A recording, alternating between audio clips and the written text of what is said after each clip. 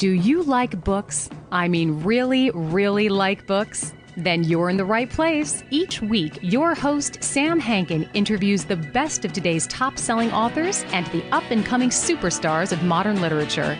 This is The Avid Reader. Here is your host, Sam Hankin. Hi, everyone. Welcome to another edition of The Avid Reader, brought to you by Wellington Square Books.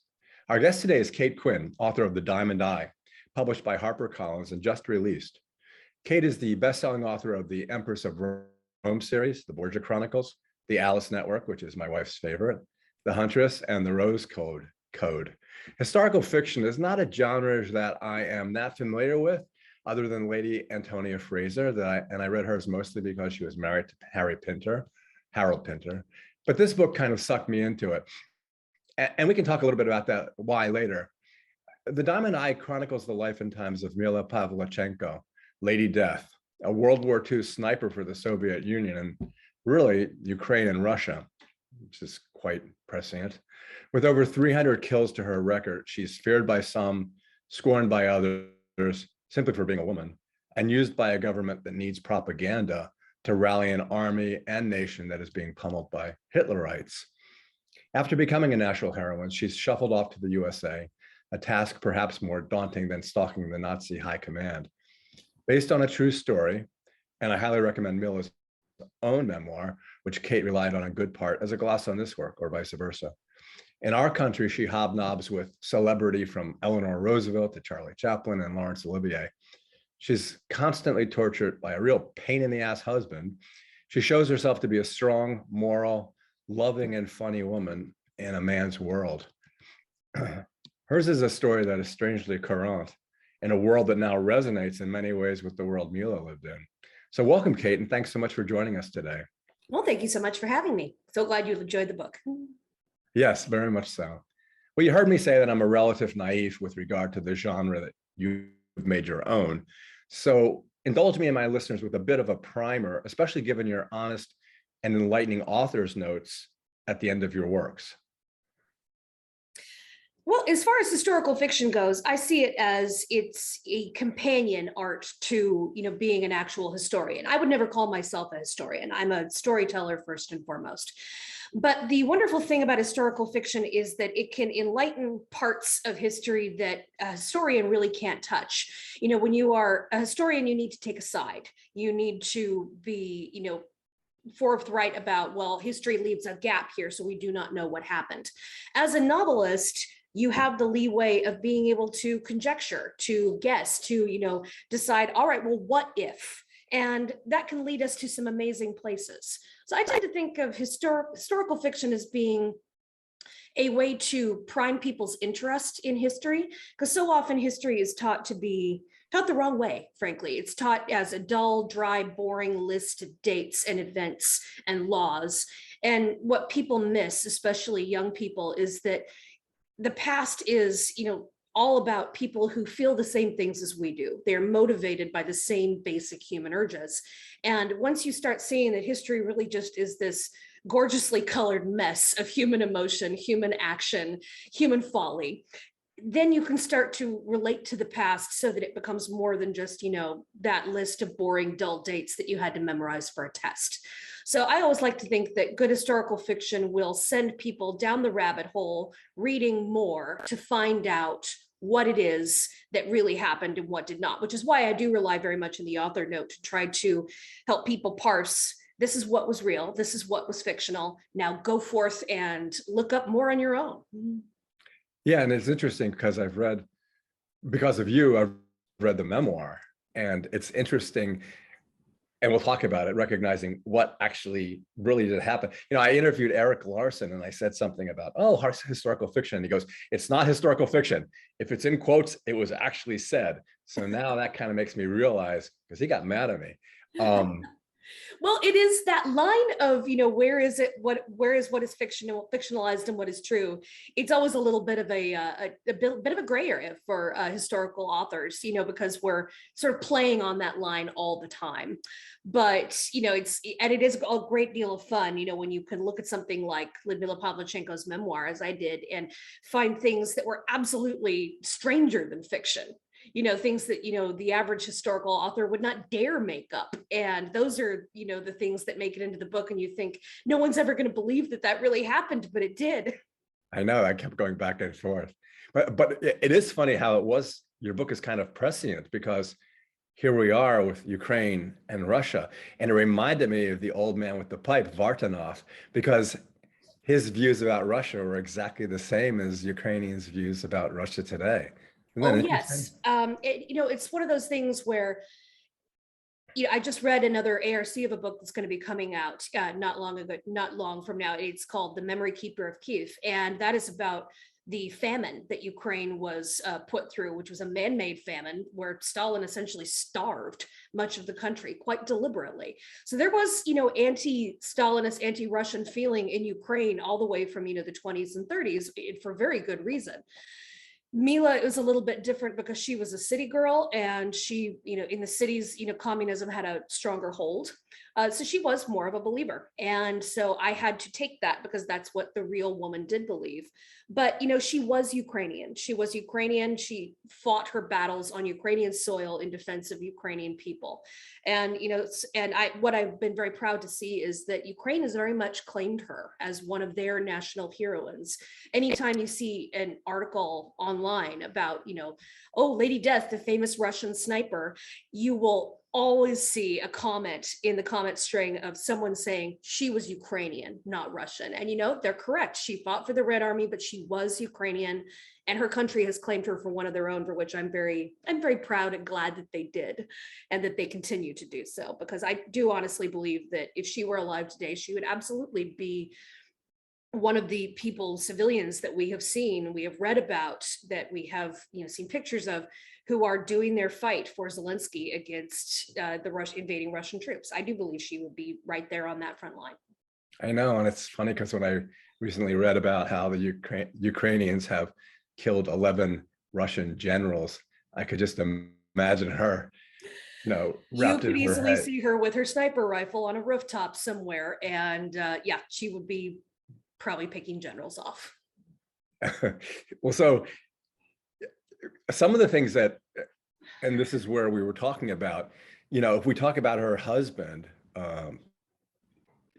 who in her memoirs just granted a couple of lines, but who figures very prominently in this book and is constantly a pain in the butt, like I said. I tried to find good qualities about him, but the only one was the one that Mila said, that he was a brilliant surgeon and saved hundreds, if not thousands of lives. But then, like, Kitsenko, I don't want to get into any spoilers, but Mila suspects for a while that maybe he isn't that great of a surgeon with regard to one person. Well, the thing about her husband, because Lady Death had a rather difficult love life early in life. She was a teenage mother. She had been, got pregnant at a very young age. And it's all we know about that first husband, because she says very little about him, but she says very little in a way that is very telling. When a woman says the only line about her the ex-husband that she gives him is, "Fortunately, my son is nothing like his father." And I just thought, wow, there is a world behind that single word, fortunately. That there's some very bad feeling there. And her revenge really is that she cut him completely out of her memoir. She did not want to give him the time of day, much less any space in that memoir, more than she had to. And so that's what I felt gave me the liberty to be able to paint him up a little bit more, and have him fill a little bit more of a role, because he undoubtedly did loom large in her life. It's just she decided not to give him that space in the only space that she could control, which was the memoir that she left for posterity. The only thing we really know about him was that he was somewhat older than she was. And we know that there is some indication he was a doctor. So, if he was, then he almost certainly would have been made to join the Red Army as an army doctor. So I decided, well, why not make him a combat surgeon? And why not make him, someone that, they belong, they end up on the front together in, similar battle zones, which was not totally out of the possibility. And then he continues to be a thorn in her side, as you said, but I do need a little bit more of a concrete on the ground villain, because for the most part, Lady Death's enemies are going to be as just dots in her telescopic sights. And she's not going to certainly have any personal enmity toward the people that she's fighting against, because they're simply invaders. Her job is to push them back. But I did want to give her a little bit more of a personal struggle. So therefore, the fact that she had an ex-husband she had very bad feelings about just did seem to fit nicely into one of those places where a novelist can ask, what if? And the interesting thing you did was, in the beginning, she's so meek and mild around him, but as her own personal journey progresses, she begins to have a little more chutzpah about the manner in which she deals with him, which again, without spoilers, becomes very, very clear. Well, it's one of those things where I wanted to give her a personal journey as well as, a professional one. And, for any woman who's had an abusive ex, or, a bad ex, that can be the kind of thing that really leaves marks on you. And, it really does leave a pattern of flinches that is very hard to grow out of. And I wanted that to be part of, the growth that she does, is that, she grows from being a woman who is, afraid of this man for various reasons, to being a woman who could look at him for the bug that he is, and, just say, you get out of my way or I will squash you. And he, of course, has no idea how this has happened, how this, teenage girl who used to look at him with such huge admiring eyes has just turned into this woman who has absolutely not the time of day for him and is not even remotely afraid of him anymore. And so that was a lot of fun to write, as well as something that, I think any woman who's had, grown successfully past a bad ex has had that journey and can hopefully sympathize with it.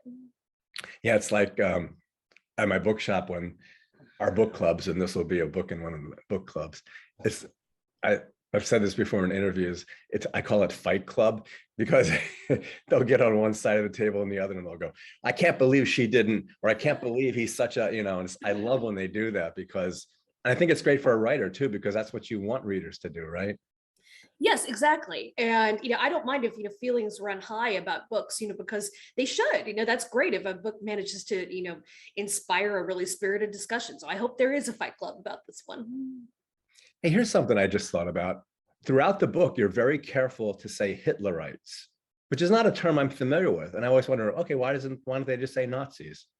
Oh, well, they use that too to some degree, but Hitlerites was a term I saw continually in Soviet propaganda and in Soviet Soviet memoirs and so forth. It's a term that Mila uses in her memoir, and it's a term I've seen others use as well. So, because that term also pops up in my book, The Huntress, which is about the night witches, which is the Red Army women pilots. And the reason for that really was the fact that the Soviets did not believe that, they really turned their nose up at the idea that of Hitler considering his particular brand of political philosophy National Socialism. They said that, quite fairly, that Hitler's brand of philosophy had absolutely nothing to do with real socialism. So they called the Germans Hitlerites as a way of saying, look, you're not socialists in any way, shape, or form. You are a cult around Hitler, and that's it. So it was their way of denigrating the fact that Hitler was trying to call his particular movement in some degree socialism. The Russians really turned their noses up at that. So that was where the term Hitlerites came from. It was their way of reducing the enemy to a cult of personality around a despot, which is, really what it was.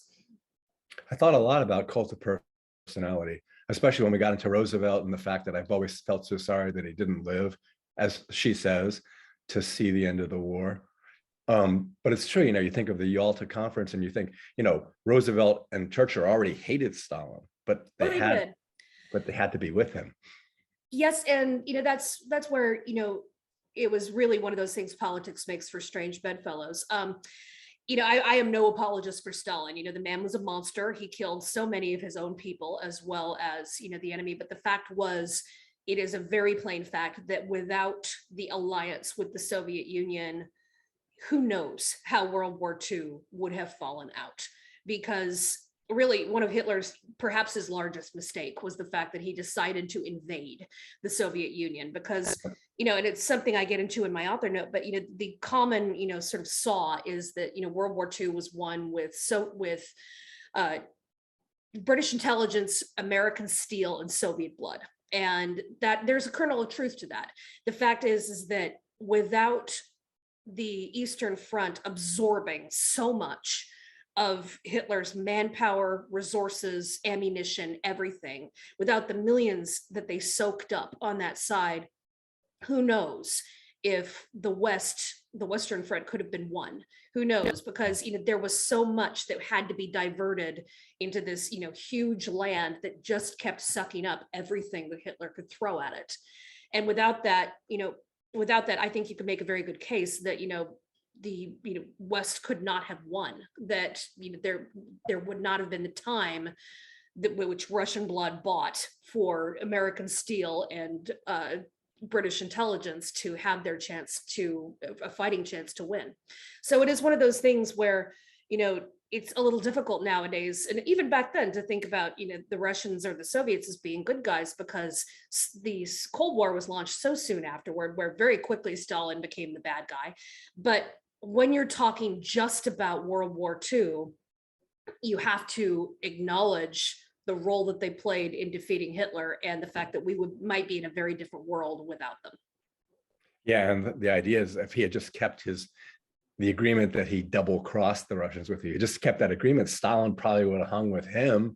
And he probably would have. I mean, as a friend of mine said, I think very witheringly but accurately, it was just Stalin wanted to hang with the Axis powers, but Hitler had to get all mean girl about it. And there's some truth to that. I mean, it's now for the Russians on the ground, people like Ludmilla, it's quite clear that what she believed and the propaganda they were sold was that the only reason Stalin allied with Hitler was to buy time for an invasion he knew was coming.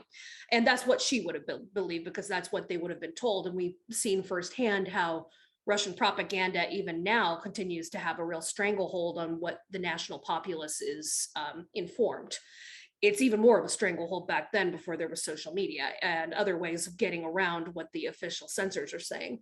But for someone like Ludmilla, she would have already thought of Hitler as the bad guy, and conflict with him was probably inevitable.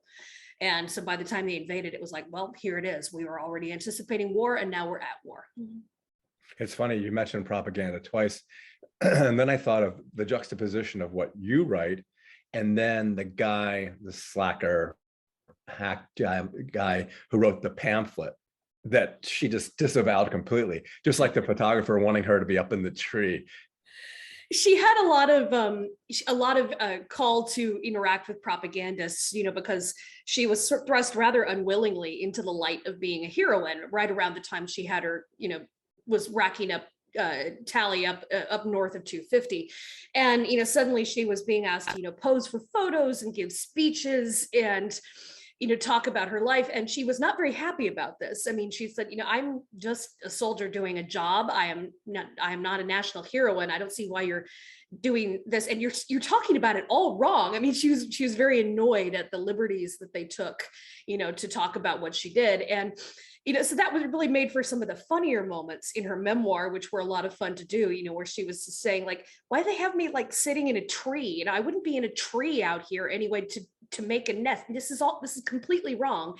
And then she talked about, the fact that she was written up as in a series of combat leaflets as, some sort of inspirational frontline story. And the author was, a popular novelist who she just apparently despised. And he did not, I don't think, got along great with her either, but, they put it out there and, she really rolled her eyes at it. And I really did find that very funny because, whenever a woman is in the public eye, there's a real effort to put her into some sort of recognizable box. Are you the patriotic girl? Are you the sultry vixen? Are you, the girl next door? We see this with, even just with, women in entertainment fields, but it's true too, even with, people who aren't in entertainment, but who are simply being themselves, who become famous. There's still the effort to put them into some sort of box that the public will find palatable. And especially with women, there's a thing about, well, are you going to be likable enough? because God forbid, a female not be likable in the public eye. You have to be likable. People have to like you.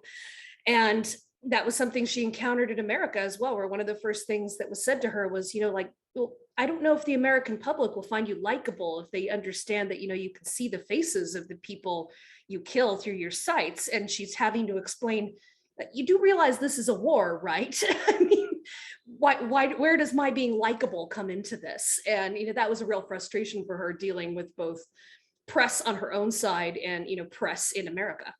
Yeah, that one speech where she goes, look, I'm doing this. If I'm doing this, you can do it too. I mean, yes, and that was really the speech that made her famous in Chicago, where, this little 5'4" Russian woman stood up there in her uniform and just said, gentlemen, I am 26 years old and I have taken out 309 Nazis.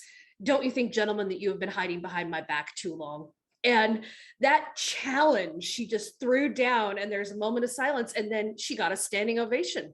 Everybody just said, everybody, kind of just fell all over it after at that point. And she really did start to win people over, which I think was hard for her because, she said herself that, she was a soldier. She was not used to, the public eye. She was used to, camouflaging herself and blending in to stay in the shadows rather than, being shoved out on a stage and in a spotlight. But, she had to become used to that for the purposes of this goodwill tour she was on, which was the whole point of it, was to try to woo American opinion so that American aid could be sent to her homeland. And in order for her to do that, she had to get comfortable, in the public eye, and she did. And a large part of that is to do as well with Eleanor Roosevelt, who really championed her and who clearly befriended her and helped her make her feel more at home, because, clearly this Ukrainian woman, coming from the blood of the battlefield, and recent wounds and a recent terrible, terrible siege, suddenly finding herself in this sort of soft, glittering country where everything is easy and pretty and nice, and, having to be comfortable with, talking to people in a foreign language, no less, about her experiences. It was tough. She felt like a fish out of water, but thanks to Eleanor Roosevelt, she found her footing, and she did find her voice, which, she ended up using to great effect. Did she really, two things. I'm writing them down. If I look down, I'm always writing stuff down. So one was, did someone really ask her what color underwear she wore? Yes, it was her first press conference, and someone, a photographer, literally asked her. There were a whole series of questions that she copied out verbatim. One being like, what's her makeup routine? Could she wear lipstick at the front? Could she take hot baths? And she was just like, what? A woman journalist actually asked her, your uniform isn't very flattering and that skirt length makes you look fat. Do you mind? And she was just like, this is what you're asking me? And then really finally, one of the coup de grace question was, there was a photographer who asked her like what kind of underwear she preferred. And she just, at that point, she just said, that is a question that you would only ask your wife or your mistress, or you will get a slap. So if you want to come close, I'm not your wife or your mistress. So if you want to come closer, I will give you a slap. And it does appear that there was a certain amount of catcalling after that. And, the guy did back down. But yes, she was asked amazingly asinine questions by the press, which I don't think would surprise anybody nowadays, because, even today, I remember with a Marvel movie where you had the whole cast of, like the Avengers was up there getting questions, and the guys were all asked these interesting questions about what kind of character work did you do, and was this scene hard to act? And then they get to Scarlett Johansson and they say, what's your workout routine so you can fit into that tight jumpsuit? And she was just like, it's like, why is it that, they get the cool questions and I get the rabbit food question? And I just thought, well, things have not changed that much, I'm afraid, dear. It's like, I remember when Jennifer Lawrence won the Oscar for Silver Linings Playbook, and the guy his question he asked her was, do you think, she was 21, he goes, do you think you've peaked too early? And she just looked at him and said, what the hell's wrong with you? Yeah, that asinine questions from press corps, I'm afraid, is something that people have been dealing with for a long time and probably will for a long time to come. But it was one of those moments when I read in Ludmila's memoir, I just thought, wow, this is so immediate that this could have come straight from a headline today. And I thought, well, I've got to include this because, really it's the kind of thing where anybody can empathize with that moment, and with her as she's dealing with that moment. And that was really one of the challenges in this book, was that, again, it's that likable thing. I was looking at this woman who was, has personally dispatched over 300 enemies, which is more than, most serial killers combined. And just think, how is it that I can make the average reader, reader understand and empathize with her when, the average person has nowhere near any kind of experience to equate to that. Well, and it's like, all right, well, most of us have not been on a battlefield. Most of us have not, personally dispatched even 3, much less 300 invaders. Most of us have, with any luck, have not had to undergo the horror of seeing a homeland invaded. But there are things we can empathize with as human beings, like mothers having to say goodbye to their children and leave them to do a job, and people who are, women who are listening to having to, keep a smile on their face and be polite while they're hearing absolutely stupid questions about their lives from people. And these are the things that are more universal human experiences. So I wanted to pull those out so that, even if this woman seems like she's a bit of a, larger than life figure, that, it's like she's not. There are these moments that are so intensely human that we can all empathize. Yeah, and also going along with her delegation being appalled with her and her handler, who, constantly says just the same mantra, this is not part of my directive. The one, and you saying some of this stuff, you couldn't write this stuff.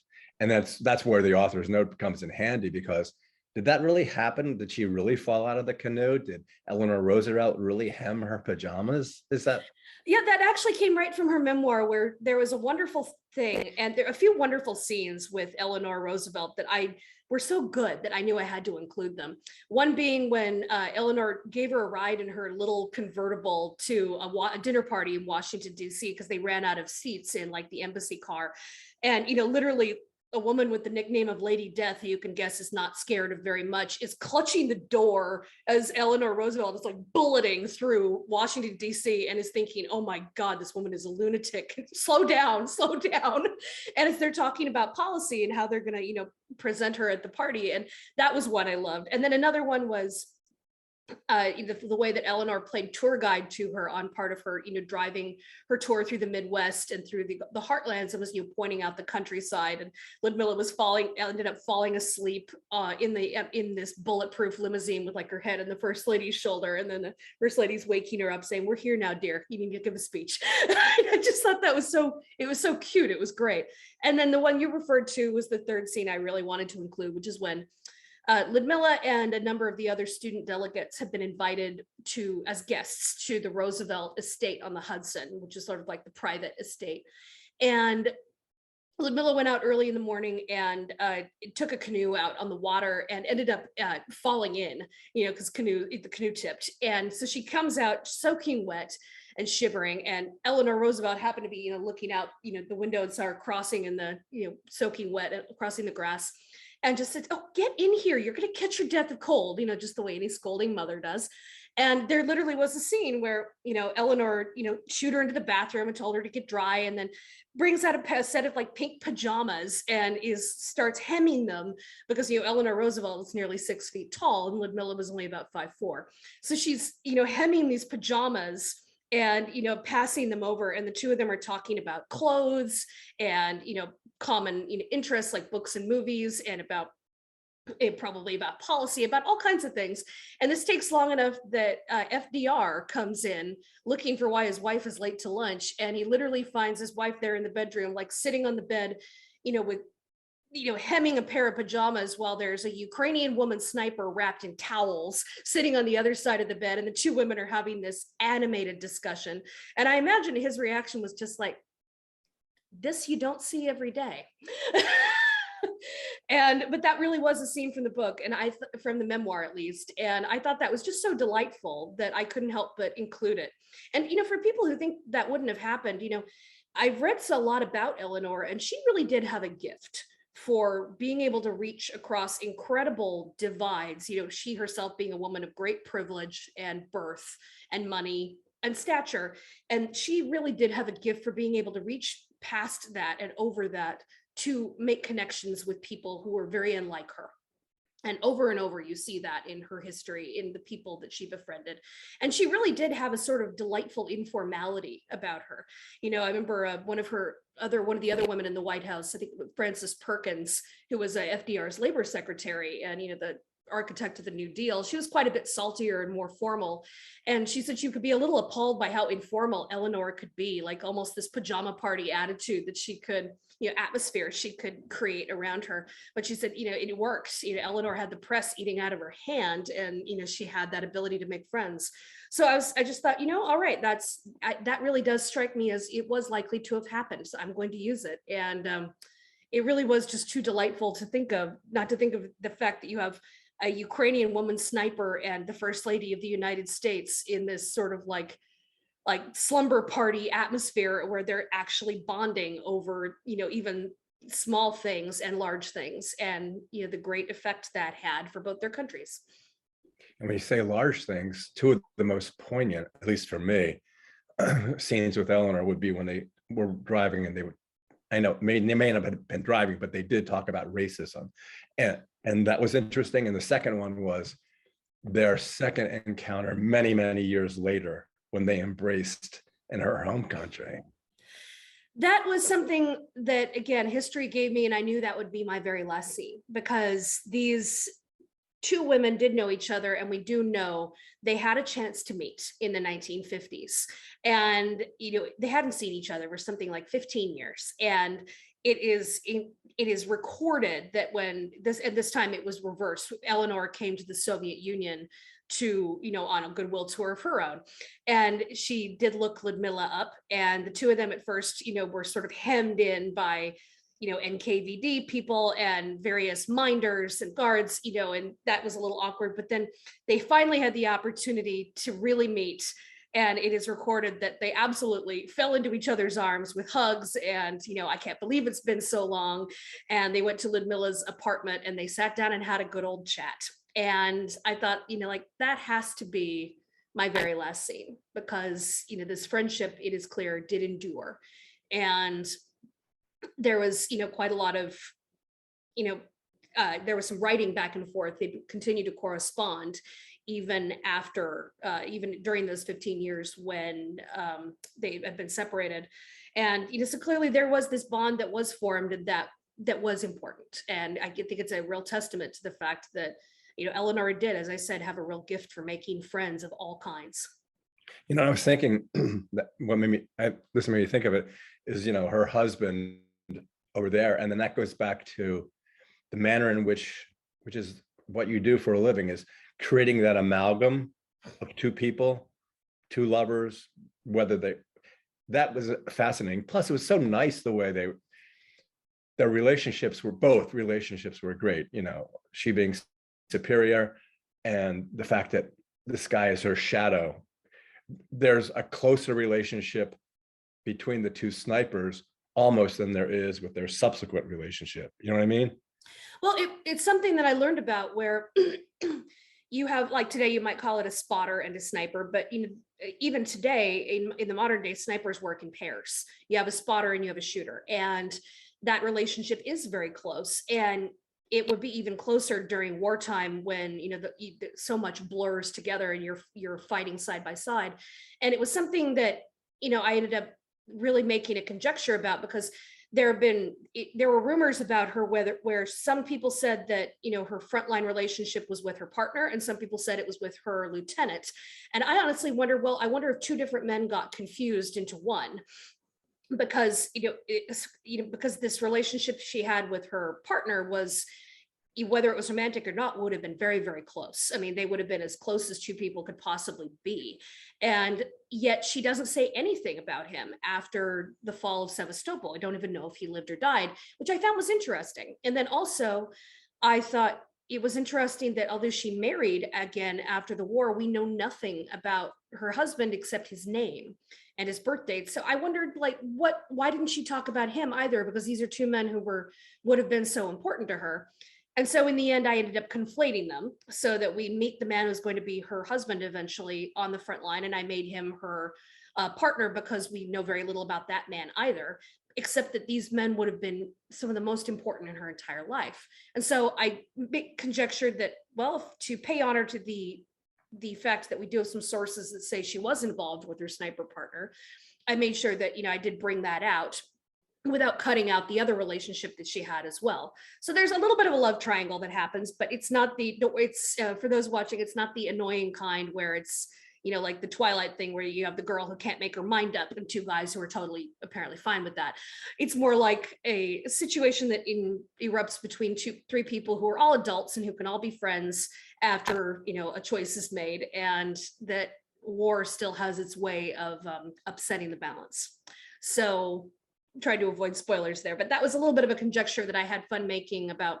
This is where a novelist can have some fun that a historian cannot, because I can say, well, I wonder if people got confused and mixed up two men as being one, or just mix them up. And I wonder if I can pull that divide apart and then sort of dovetail what I know about each one so that it's clear that there were two relationships just at different times. Yeah, and that the two men were also incredible. They were incredibly close too, and they had a wonderful and humorous friendship as well. And the other thing I liked, a fun scene, was when they were both in America, and they would as a game spot where the snipers would be, or no, they actually spotted them. Yeah, well, it's something that I have seen people do because I'm a Navy wife. My husband's active duty Navy. I've known a lot of military men and women, both current and former military, and especially the ones who have been in combat. There's a stamp, and you can see it, and that's the fact where they do come out on balconies and they're immediately doing this. It's like, well, where are the places that somebody would shoot you from? And they will, if they go into a strange place, they want to sit with their backs to the wall so that nobody can come up behind them. And they're the ones who immediately, whenever they walk into a new place, they know they are automatically looking where the exits are, because these are the things that people who have been in combat do. And it's a very hard habit to break. So I was kind of wanting to tip my hat to that, because it is something I've seen so often in people who have been in combat zones, men and women. And it's something that I cannot imagine snipers would not do, because it becomes such an ingrained part of who you are, that you are always looking for, where's the angle? Where would I be if I was shooting, if I was shooting someone who was standing right where I am, where would I do it from? So it's like, these are things that, are certainly possibilities, and it's combat behavior, which is very tough to put down once it has become a habit, because, if you've been in some sort of war zone, that's probably what saved your life on some occasions. So it's hard not to stop doing that, even when you're in what is supposed to be a safe place. Yeah, talking about the idiosyncratic habits, and one that became very important in the book, again, we're both staying away from spoilers, would be smoking the cigarette backwards. Yeah, that's again, it's a frontline habit that people have, where you're trying to not have your cigarette give away if you're standing a night watch. So if you are smoking, you're going to be not doing it this way, where the ember is out. You're going to cup it in your hand. So, that way, at least you're not ruining night vision, and you're not giving away your position if you're on a dark wall or something along those lines. So yes, again, it's a combat behavior thing that you will see with people, that if it becomes a habit, it can be hard to ditch it. Yeah, it's like, again, bringing it to real life. It's like when you watch Putin walking and everyone thought his right arm is kind of semi-paralyzed, but it's because he's in the KGB and they've learned to keep their hand close to their weapon. So if you watch him walk, his right arm does not move. It just stays static. Yep, that's the kind of thing that you pick that up, and it's a hard habit to put down. Yeah. Oh, here's another aside, because I segue weirdly, but did You mean that's the George Carlin thing? I don't do transition material. yeah, right. Just be honest and say what you want to say. Which reminded me of did she really that party with Charlie Chaplin and Laurence Olivier and all that stuff? Yes, there was a lot of fun things that happened on the tour, and one of those being is how many famous people she met, especially when she went to Hollywood, because she did end up going to Los Angeles. And so there was this party that happened at Breakaway House, which was Charlie Chaplin's home, and she literally met Charlie Chaplin, who got down on his knees and said he would kiss every finger of the woman who had fought against Hitler, and he did, and she found that somewhat embarrassing. But she met Charlie Chaplin and Douglas Fairbanks and Mary Pickford, who lived nearby, and it was this whole Hollywood party that they had, which is a lot of fun. And she watched his movie, about Hitler, the dictator, and in his private theater with the whole party, and so there was that. Now, she did meet Laurence Olivier, although I had it happen at the same party for ease. It may not have actually happened until she went to England afterward, later on the tour. But she did meet Laurence Olivier, and that actually was, the result of that was that there is an absolutely wonderful photograph that I found. I wasn't able to include it in the book because I didn't know who it belonged to, and I wasn't able to ask permission of whoever it was who owned it for the rights. But the photo is of her and Laurence Olivier, and you have this woman who's standing there in her uniform, looking uncomfortable, and he is a head taller, and he is smoldering down at her with like everything that he's got. And you can tell he's thinking, I've definitely got a shot here. And the look on her face is very like, and you can tell she's absolutely thinking, buddy, if you do not, like you slide that hand any lower, you are going to be drawing back a stump. And he is, completely oblivious, just smoldering at her. And I saw that photograph and I just burst out laughing. So I just thought, that's, again, too good not to include. So that went in. One other thing that I didn't really have the room to put in, but she also at some point must have met Woody Guthrie, or he listened Oh to, yeah, because actually he actually at least heard her speak, because he wrote a song about her called Miss Pavlichenko, which you can find on YouTube. It is there. So I encourage you, go look it up. It's really quite entertaining. The other fun stuff you have, and I know you're having fun doing it, you could just tell, is when you gave Douglas Fairbanks Jr. his lisp. Well, I had him be drunk in that bit, because I think he was quite often in real life. So I threw that in as well. But yeah, she was actually very fond of his father's movies. She said at least one of his movies was her favorite that she'd ever seen. And I just thought, I wonder where she saw that as a Western movie in the Yeah, I know. in the East, but she must have at some point, because she said it was one of her favorite movies. And I guess, and this is where, let's see, this is where it's interesting what you do as a novelist, is you create within her life in a very cinematic, that scene is very cinematic, the thriller, mystery, and essentially the last scene with both her husband and with semi-narrator, nasty guy. Well, I did end up creating sort of a little bit of a mystery around that, fictionalized mystery that, frames this goodwill tour that she has, because the goodwill tour is really, it's a round of parties and it's a round of public events, and I wanted to have there be a thread of danger that pulls through it to give her sort of a final climax, which happens on American soil, because in the end I thought that would be the greatest challenge for her, is that she has a duel to fight in the end, which is when she is at the absolute disadvantage. She's not on her home soil. She doesn't even have her home uniform on. She's injured. She doesn't have her partner at her side. She is, absolutely on strange territory, and yet she has a fight to win. And so I did create the idea here, and it is fictionalized, that there is a plot afoot to assassinate Roosevelt. And that may sound a little far-fetched, but the fact is that he did survive an assassination attempt in 1933. So, at least one assassination attempt that we know of did happen. And, for every president, I mean, there are plenty of assassination attempts that may happen that just never make it to the press and never become general knowledge. So there's one that we know of. We don't know if there were others.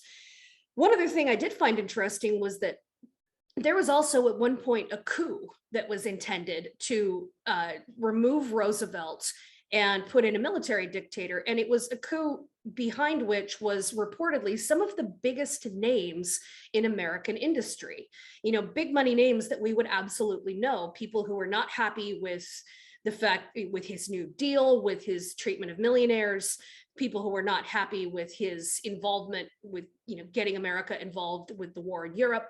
And they were trying to take him over and supplant him with someone new. And this coup attempt basically fizzled out, but it was there. And so I thought, well, this man had his enemies. He had many. And I'm going to conjecture that there's a plot, and that it seemed like common sense to me that if you're going to assassinate a president, wouldn't you do it when there's a Russian sniper in town to take the fall? So given that, and that again is a place where a novelist just has fun saying, well, what if? So given the fact that he had enemies, given the fact that some of those enemies were very powerful men indeed who would have a chance to hire whatever help they wanted, and given the fact that someone had in fact tried to take a shot at him from the shadows before, and given the fact that there's a Russian female sniper in town who can take the fall for it, there is a plot to kill Roosevelt, and it's one that Mila in the end is going to have to foil. So I had a lot of fun doing that, and it had me Googling some things that I was sincerely worried I was going to get, stern notice from the FBI about. Because, when you're trying to say things like, well, if you're standing on the White House lawn, what's the best angle to shoot at someone on the South Portico? You really don't want to be Googling that. It's not a good thing. So, but I can say that, the security on White House grounds was so much more lax back then than it was now. I mean, sincerely, there was even in the 1950s records of, a woman who wandered in on a tour and went around the White House setting a few small fires before she was finally caught. And I just thought, okay, one guy with a plan could get on there with a gun, so I can make this happen. This is actually more plausible than you might think.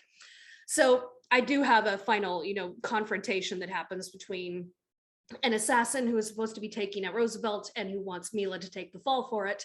And the fact is that he does not really count on the fact that she is exactly as good as she has been purported to be. Because like many people, when she first arrived in American soil, assumed that she was not in fact a sniper. They said, well, it's just some pretty propaganda girl that the Soviets cooked up with a nice story, and there's no way she is who she says she is. Absolutely not. And that's what the assassin assumes as well. But there's going to be a point when he realizes, actually, she actually is everything that she says she is. And I maybe should have thought about that earlier. Yeah, and the last half of a word he says. And I can just see that because I've been in situations like that too. Not as dire. That reminds me too. It's like the technical side of your writing, I guess, the physical plant or the infrastructure it's interesting because it's hard to do. You have the assassin speaking in the first person, and then you have Eleanor doing her italics thing. And that's really, that's behind the scenes stuff in writing.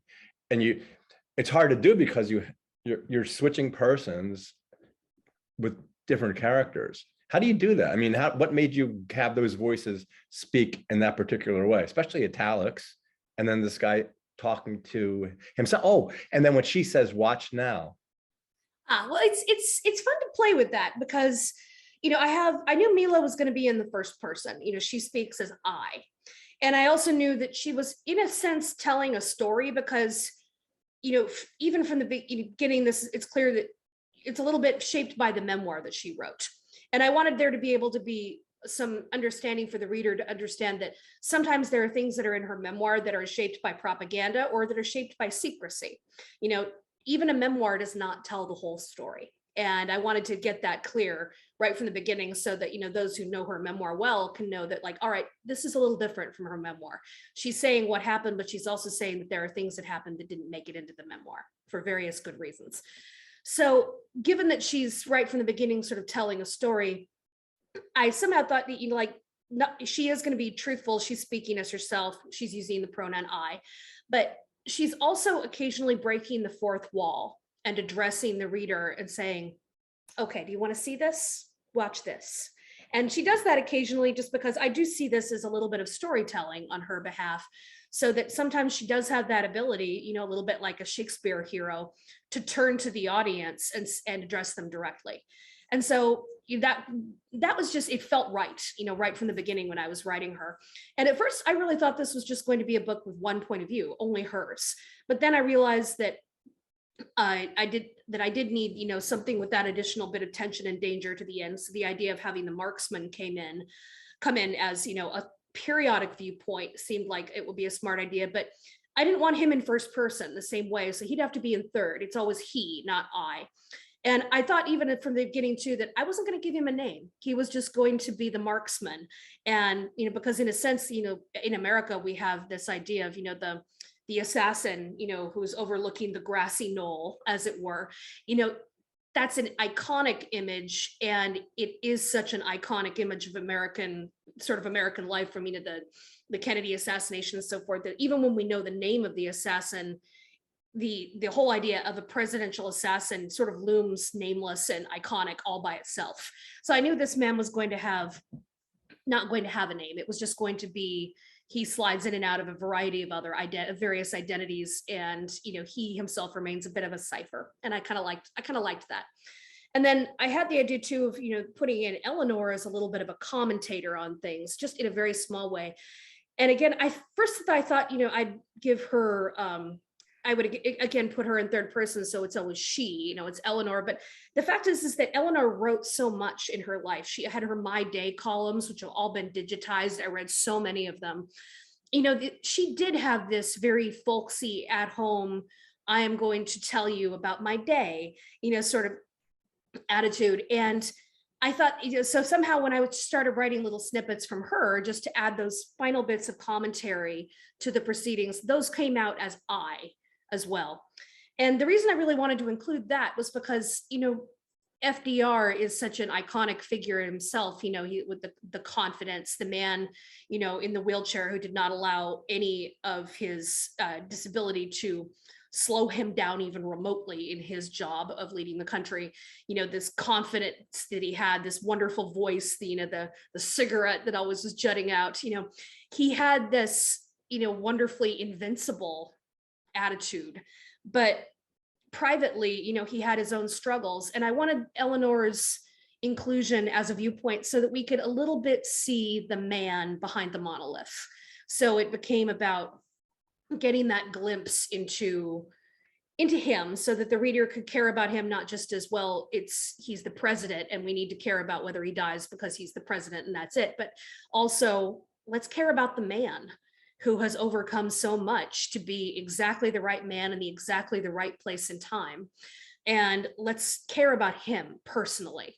And Eleanor was exactly the right set of eyes to do that. And she's also the right set of eyes to, show us, what does Mila look like from the point of view of an American woman who is looking at this Soviet girl in her, by comparison, and thinking, how have you done the things that you've done, and how can I connect with you? Because it's an interesting thing when you only see Mila's life from her own eyes, that creates, we see one thing, but Eleanor sees another. And it was a good chance to see Mila from the outside as well.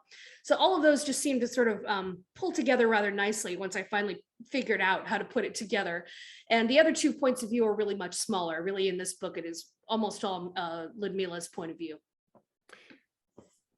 Okay, well, as we wind down, I guess the question I would ask now, especially since I'm starting to get into this genre because of you, is you really crank these things out. So what's next? Are you still going to stay in that area of that era and that place, or are you moving on to a different milieu? Well, it's going to be something a little different for my next one, which is tentatively titled The Briar Club. and which is post-war, actually. It takes place in Washington, D.C. in the 1950s. And it is sort of delving into the Cold War, McCarthyism, the Red Scare, all of that. Really a very rich and very naughty territory. So I'm really enjoying that, actually. I've been drafting for a few months now, and I'm about 40,000 words in. Well, so again, at my bookstore, yesterday is the day that we could take the box cutter and open the box. It says, but it's like the tag on your mattress that says, "Do not open under penalty of law." I always open the box early, which I don't know if that's illegal or not, but I do that. So in any event, we've been talking to Kate Quinn, author of The Diamond Eye, as I said, published by Harper and just released as we speak yesterday. So thanks so much for joining us today. This was a lot of fun. No, thank you for having me. This has been a fun discussion. Okay, talk to you soon, I hope. All right. Thank you so much. Bye-bye.